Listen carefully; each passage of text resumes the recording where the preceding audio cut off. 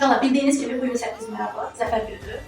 Zəfər günü demək bizim birinci Qarabağ müharibəmiz olur və ikinci Qarabağ müharibəmiz olur. İkinci Qarabağ müharibəsi 2020-ci il 27 sentyabrda başladı və bu müharibəmiz 44 gün çəkdi. 44 gün ərzində ilk azad olan rayonumuz Cəbrayıl, sonra Füzuli, Zəngilan, Qubarlı və 8 noyabrda Şuşa azad oldu və o günü prezidentin sərəncamı ilə Zəfər günü kimi qeyd edildi.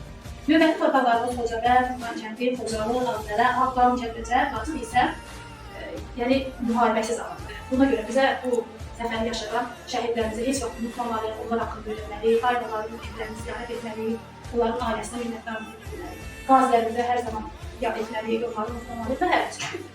Biz də sinifimizdə belə bir şey hazırladıq. Yəni Azərbaycan xəritəsini gördüyünüz kimi hər birimizdə çiçəklər. Biz işğaldan azad olmuş rayonlarımızı çiçəklə bəzəyəcəyik. İndi isə gəlin başlayalım. Füzuli bizimdir. Xocalı bizimdir. Laçın bizimdir. Zəngilan bizimdir. Xocalı bizimdir. Xankəndi bizimdir. Xocalı bizimdir.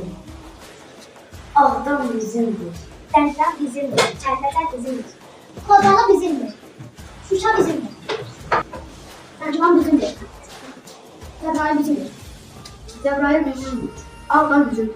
Qubarlı bizimdir. Ağdam bizimdir. Kəlbəcər bizimdir. Zəngilan bizimdir. Ağdam bizimdir. Füzuli bizimdir. Laçın bizimdir. Füzuli bizimdir. Xankəndi bizimdir. Kəlbəcər bizimdir. Ağdərə bizimdir. Zəngilan bizimdir. Ağdam bizimdir. Ağdam bizimdir. Xankəndi bizimdir. Xocalı bizimdir. Bax Azərbaycandır.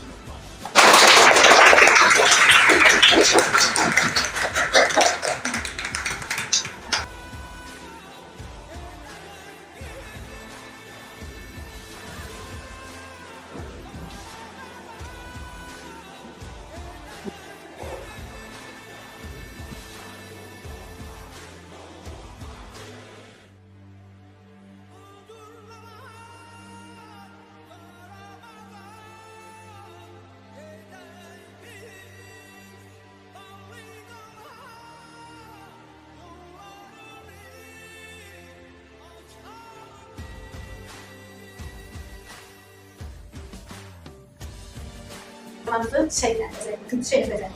Bu gül çiçəklərin bu torpaqlarda açmasına səbəb kimə boş olacaq?